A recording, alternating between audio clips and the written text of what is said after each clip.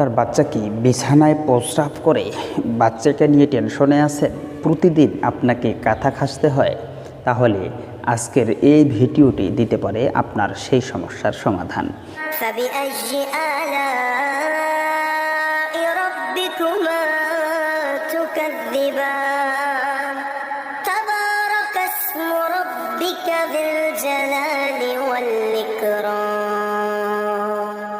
ইন্নাল হামদুলিল্লাহ ওয়াসসালাতু ওয়াসসালামু আলা রাসূলিল্লাহ। কাছে এবং দূরে, দেশে এবং দেশের বাইরে যারা যেখান থেকেই জালালী এমটিভিতে যুক্ত হচ্ছেন সকলকে জানাচ্ছি অনেক অনেক প্রীতি ও শুভেচ্ছা।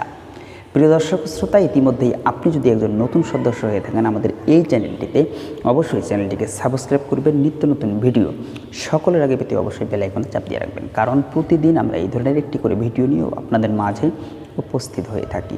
সেই সূত্র ধরে আজকেও একটি গুরুত্বপূর্ণ ভিডিও নিয়ে উপস্থিত হয়ে গেলাম আপনাদের মাঝে। তো কথা না বাড়িয়ে সরাসরি আমরা মূল ভিডিওর দিকে চলে যাব। তো ভিডিওটি শুরু থেকে শেষ পর্যন্ত দেখবেন, যাতে করে কোনো অংশ বাদ না যায়।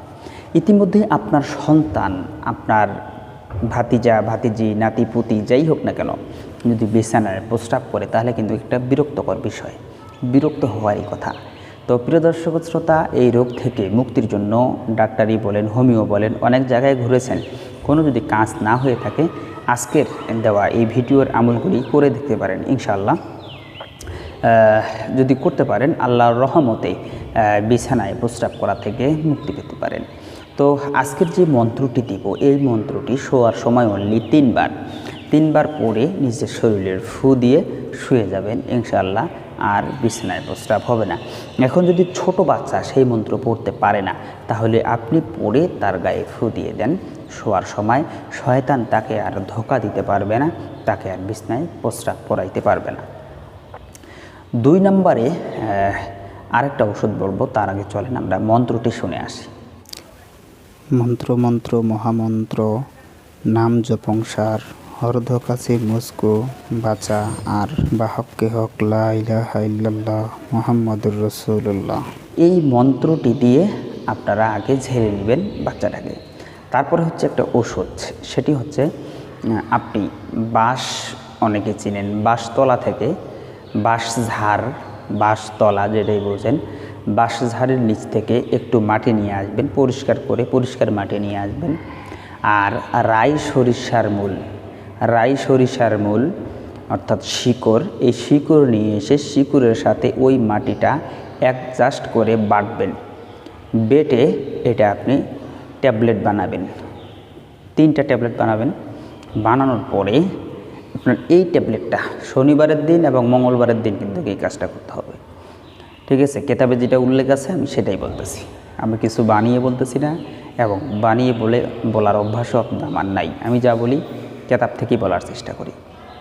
কিতাবে যেহেতু শনিবার অথবা মঙ্গলবার উল্লেখ আছে, অতএব আপনারা যদি সেই কাজটি করেন আশা করা যায় আপনারা ভালো ফলাফল পাবেন। তো শনিবার এবং মঙ্গলবারে সেই ট্যাবলেটটি তৈরি করে আপনি ওই বাচ্চাটাকে সন্ধ্যার সময় আপনার ঘরের যে পানি পড়ে যে স্থানে, ঘরের টিনের চালের বৃষ্টির সময় যে পানিটা পড়ে এই স্থানে দাঁড় করাবেন। এই স্থানে দাঁড় করিয়ে ওই বাচ্চাটাকে গোসল করাবেন। সন্ধ্যার সময় গোসল করানোর পরে ভিজা কাপড়ে, ভিজা শরীরে এই ট্যাবলেটটা খাওয়াবেন। ট্যাবলেটটা খাওয়াই দিবেন ইনশাআল্লাহ। আল্লাহ চাহে তো এই আমল যদি আপনি 3 দিন করতে পারেন, আপনার বাচ্চা বিছানায় প্রস্রাব করা থেকে মুক্তি পেয়ে যাবে।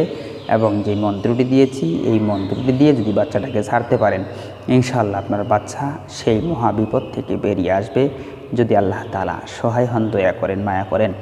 তো প্রিয় দর্শক শ্রোতা, সকলের সুস্থতা কামনা করে আজকের এই ভিডিও থেকে এখানেই বিদায় নিচ্ছি। দেখা হয়ে যাবে অন্য কোনো ভিডিওতে। ততক্ষণ পর্যন্ত ভালো থাকেন, সুস্থ থাকেন, সুন্দর থাকেন। আসসালামু আলাইকুম ওয়া রাহমাতুল্লাহি ওয়া বারাকাতুহু।